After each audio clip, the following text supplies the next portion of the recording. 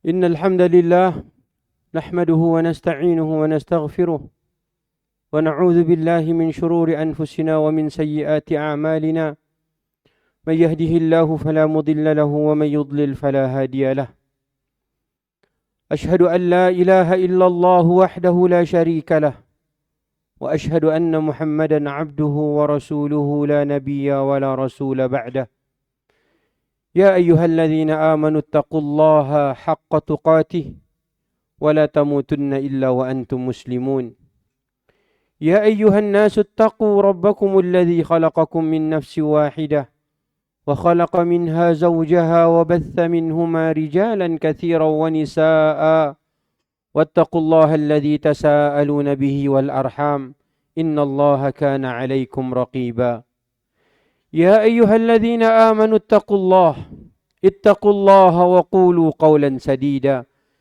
يصلح لكم أعمالكم ويغفر لكم ذنوبكم ومن يطع الله ورسوله فقد فاز فوزا عظيما أما بعد فإن أصدق الحديث كتاب الله وخير الهدي هدي محمد صلى الله عليه وسلم وشر الأمور محدثاتها فإن كل محدثة بدعة. Ma'asyiral muslimin, sidang Jumat yang dimuliakan Allah.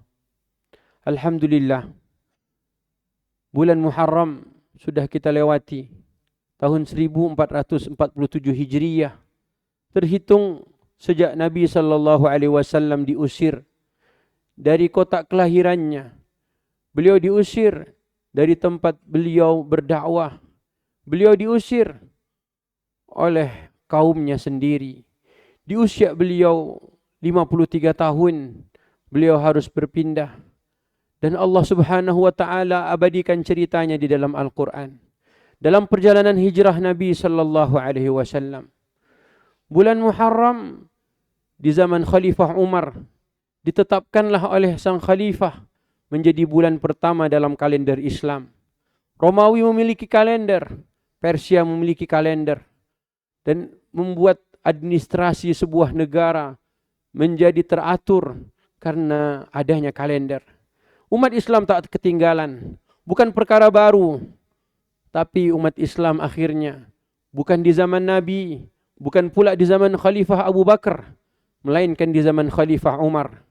Ada laporan dari daerah, laporan dari provinsi-provinsi, agar supaya administrasi dari pusat ke daerah-daerah menjadi lebih baik, maka adanya kalender Islam. Alhamdulillah, berawal dari hijrahnya Nabi ditentukan sebagai tahun pertama dan kemudian Muharram menjadi bulan pertama. Hari ini kita sudah masuk di bulan Safar. Bulan yang kedua sesudah bulan Muharram. Hanya saja kata Nabi, la adwa wala tiyarah wala safara wala hammah. Nabi menghapus keyakinan yang keliru tentang bulan Safar. Dahulu bulan Safar dianggap adalah bulan yang membawa sial. Tapi oleh Rasulullah diluruskan. Tidak ada yang disebut dengan bulan Safar, bulan yang bawa sial. Dan alhamdulillah, demikian Rasulullah sallallahu alaihi wasallam melahirkan murid-murid, melahirkan orang-orang hebat yang sepeninggal beliau menjadi pengganti Rasulullah sallallahu alaihi wasallam dalam memimpin sebuah negara. Apakah sejak Islam datang langsung menjadi penguasa di sebuah negeri? Tidak. Buktinya Rasulullah sallallahu alaihi wasallam diusir dari kampungnya sendiri. Ma'asyiral muslimin yang dimuliakan Allah Subhanahu wa taala. Alhamdulillah, belakangan Al-Kahfi menjadi surat yang hampir dibaca oleh orang-orang di Indonesia. Setiap kita membaca suratul Kahf, surat ke-18, 110 ayatnya seluruhnya, dan diulang-ulang minimal setiap pekan, di malam Jumat ataupun di hari Jumat. Ternyata, jika kita tadabburi Al-Kahfi, yang diulang-ulang oleh setiap kaum muslimin dalam sepekan sekali, di dalam suratul Kahfi, Allah memberikan 3 cerita tentang raja. Allah memberikan pada kita kisah yang harus kita baca ulang-ulang tentang kekuasaan. Untuk apa? Apa hikmahnya Allah harus ceritakan tentang perihal 3 raja dalam suratul Kahf? Jika kita melihat di kebun binatang, sekuat apapun hewan, jika dia tidak mempunyai kuasa, dia hanya menjadi bahan tontonan orang. Apalagi hewan-hewan yang dia kuat, tapi hanya menjadi hewan ada di dalam sirkus. Kita akan pelajari bagaimana Al-Kahfi mendidik para sahabat. Bagaimana Al-Kahfi membuat Rasulullah SAW tidak tinggal diam. Hanya mengurus urusan tauhid, hanya mengurus urusan salat. Tidak. Kita yang memiliki kekuatan harus menjadi penguasa di muka bumi. Demikian pula Adam alaihissalam menjadi khalifah. Yang oleh Allah diberikan amanah untuk kau yang mengelola bumi, wahai Adam. Adam dengan segala ilmu yang telah diajarkan oleh Allah Subhanahu wa taala berhasil mengelola bumi. Bagaimana nasib anak cucunya? Saat oleh Allah diberikan bumi ini dikelola sebaik-baiknya, ataukah na'udzubillah malah dia mengkhianati apa yang oleh Allah telah diberikan kepadanya. Al-Kahfi, cerita pertama, raja yang dihadapi oleh Ashabul Kahfi. Pemuda-pemuda yang beriman, yang menyelamatkan akidah mereka, yang menyelamatkan agama mereka, ternyata penguasanya, rajanya hari itu, di saat itu kata Allah, kalau sampai kalian ditangkap oleh sang raja, maka pilihannya hanya dua. Yang pertama, kalian dibunuh. Kalian dikubur hidup-hidup, dilempari batu sampai mati, atau pilihan kedua, kembali kepada agama nenek moyang. Model penguasa dan raja seperti ini tidak kita harapkan. Sudahlah yang pertama dia tidak percaya pada Tuhan. Dia menyekutukan Allah. Dan orang-orang mukmin tidak bebas hidup di negeri. Buktinya kata Allah, kalau sampai kalian ditangkap, maka tidak ada pilihan ketiga. Dibunuh mati atau harus murtad dari agama. Tentu insya Allah perjalanan Indonesia, Republik kita sejak awal, dan Allah tidak pernah memberikan model raja demikian. Kita masih bisa beribadah, kita masih bisa menjalankan sholat Jumat, dan semoga tidak pernah dan tidak akan ada raja model ini di negeri ini. Raja yang kedua, oleh Allah ceritakan pada kisah Musa dan Khidir.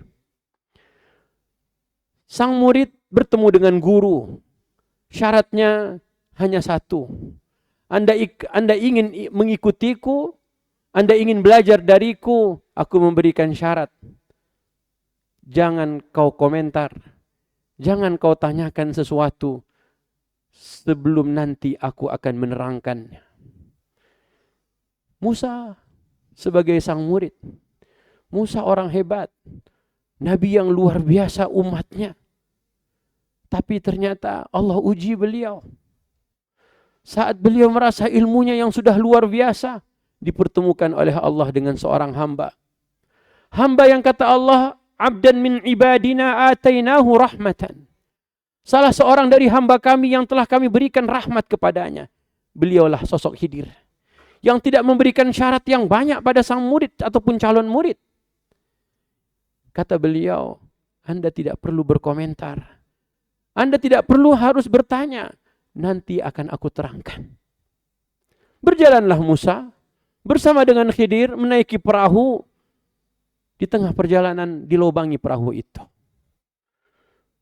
Spontan Musa yang sosok tidak mampu untuk melihat kemungkaran terjadi di depan mata kecuali pasti diluruskan, ditegur. Dan itulah sosok yang luar biasa.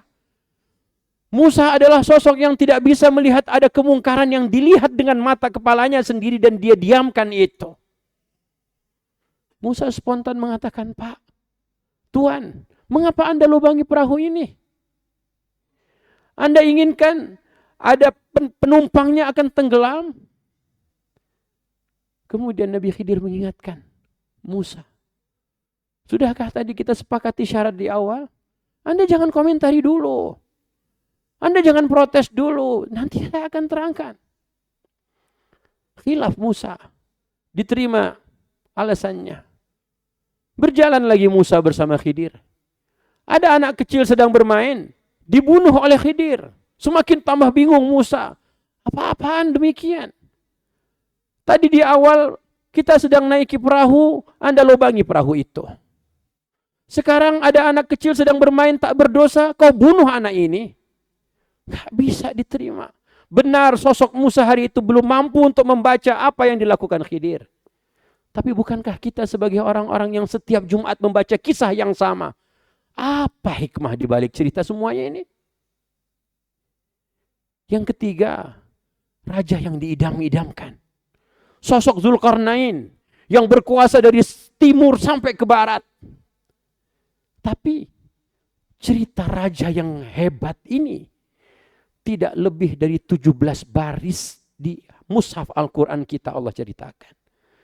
Siapa di antara orang-orang yang membaca Al-Kahfi setiap Jumat telah mempelajari kisah Zulkarnain? Yang tidak sampai satu lembar Al-Quran. Hanya satu muka, ditambah 3 baris, 2 baris sebelumnya dan 1 baris sesudahnya. Dan ini raja yang ideal, yang kita damba-dambakan. Untuk apa para pembaca Al-Kahfi setiap Jumat? Jika kita tidak menggunakan ayat-ayat tadi untuk kita pahami lebih dalam. Agar supaya kaum muslimin saat dia berkuasa, model raja yang mana yang diidam-idamkan oleh rakyatnya. Tentu yang pertama kita tidak harapkan. Yang terakhir, yang ketiga itu yang ideal dan yang kita dambakan. Nampaknya hari ini kita sedang berada di fase yang kedua. Model raja yang Allah ceritakan pada cerita Musa dan Khidir. Sebelum berpisah, Musa dan Khidir, akhirnya Khidir katakan, aku harus terangkan mengapa aku lobangi perahu di awal tadi. Khidir menjawab, kalau aku biarkan kapal milik nelayan ini tetap bagus, tidak ada cacat pada kapal ini, tidak ada aib pada perahu ini, niscaya perahu ini akan dirampas oleh raja yang ada di ujung sana. Malikun ya'khudhu kulla safinatin ghasban. Ada raja, setiap barang bagus milik rakyatnya, dia pasti akan merampasnya. Jangan-jangan itulah hari di mana kita hari ini sedang Allah berikan nikmat hidup di negeri ini. Tapi untuk menghadapi raja model ini, bukankah dua sosok ini sosok yang hebat? Sosok seperti Musa tak mampu membaca. Tapi Khidir oleh Allah diberikan rahmat sebelum Allah berikan ilmu.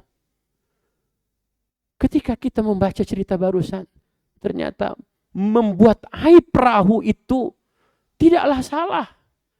Kesalahan yang kecil. Tapi untuk menyelamatkan nelayan yang banyak jumlahnya. Kalau demikian, mungkin ada hal yang dilakukan oleh Khidir.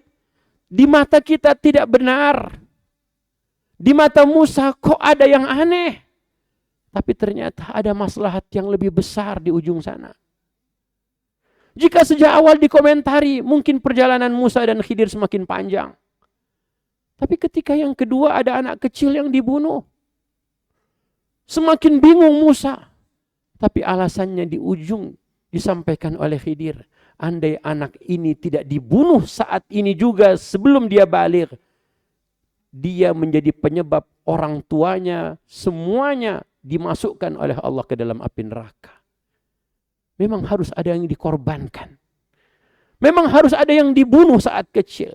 Jika anak ini sampai dah dengan dewasa, dia, ayahnya, ibunya semua di neraka.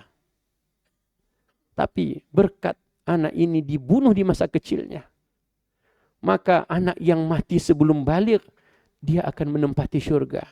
Dan dua orang tuanya, semoga kata Nabi Khidir diberi ganti anak yang lebih baik. Lebih suci akhlaknya, jiwanya, dan lebih dekat hubungan silaturahimnya. Maka lewat mimbar ini, khatib mengajak, ayo, mengapa setiap pekan kita harus mengulang-ulang suratul Kahfi? Model yang mana yang akan kita pelajari? Tidak kita inginkan yang pertama, membuat Ashabul Kahfi harus tidur dan ditidurkan selama 300-an tahun. Maukah kita hanya berdiam diri saja, tidur, kemudian tiba-tiba bangun, rezim berganti? Gak mungkin. Umur kita tak banyak, 60 sampai dengan 70 saja. Jika kita inginkan yang ideal, pelajari kisah Zulkarnain. Tapi untuk melihat bagaimana penguasa yang sukanya merampas harta milik rakyatnya yang tidak ada aibnya, yang bagus-bagus. Kita butuh dua sosok orang hebat. Kita butuh Musa, dan tak lupa juga Khidir, yang oleh Allah katakan, telah kami beri rahmat padanya, dan kami ajarkan padanya ilmu kecakapan tanpa harus capek-capek belajar. Barakallahu li wa lakum fil Qur'anil azim, wa nafa'ani wa iyyakum minal ayati wa dzikril hakim, wa taqabbala minni wa minkum tilawatahu, innahu huwas samiul alim.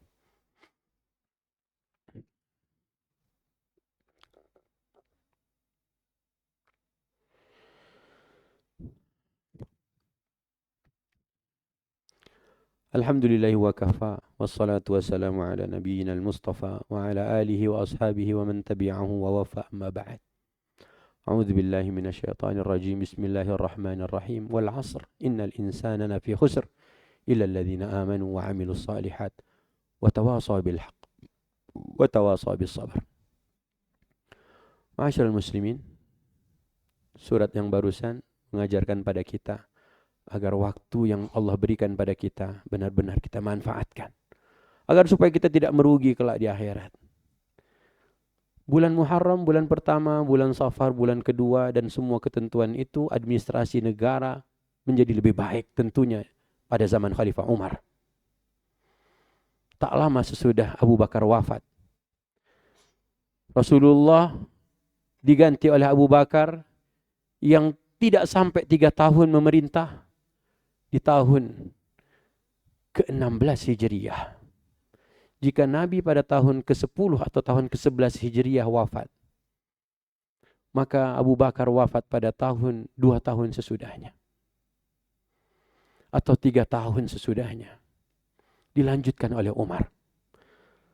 16 Hijriah. Umar membebaskan Masjidil Aqsa. Umar mendapatkan kunci Masjidil Aqsa. Umar dipercaya oleh semua golongan dan kalangan, khalifah dan murid Rasulullah, menjadi penguasa suatu negeri. Tak butuh lama. Coba kita pelajari apa tips dan apa yang diajarkan Nabi pada sahabat-sahabatnya. Tak butuh waktu lama, Baitul Maqdis kembali ke tangan kaum muslimin. Romawi Persia tumbang di bawah tangan kaum muslimin. Ilmu yang seperti apa yang Allah ajarkan lewat Nabi untuk kita umat ini, kalau bukan Al-Quran? Seperti tadi, jika kita tadabbur 3 cerita penguasa atau raja dalam suratul Kahfi, tidakkah kita menyadari ternyata Al-Baqarah memberikan 6 cerita raja. 3 yang bejat, 3 yang baik.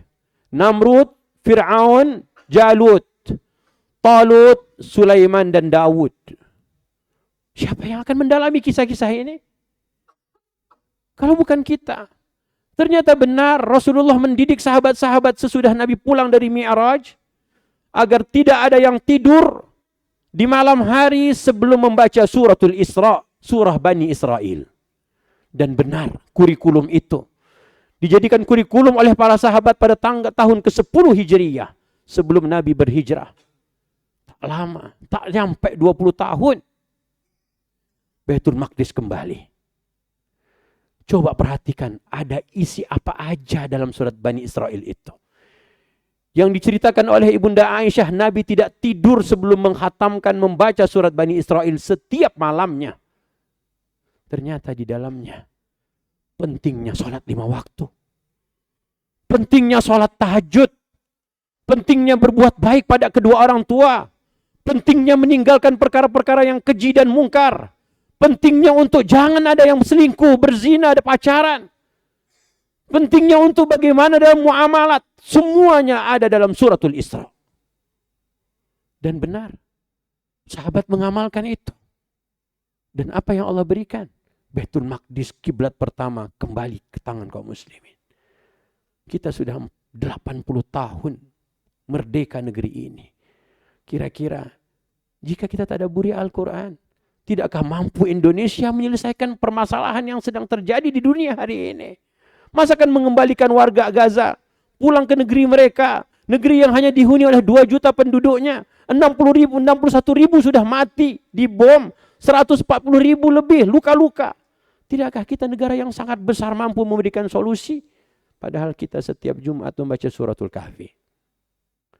Maka karena itu khatib mengajak pada khutbah yang kedua, ayo tadabburi ayat-ayat itu. Jangan biarkan presiden sendirian.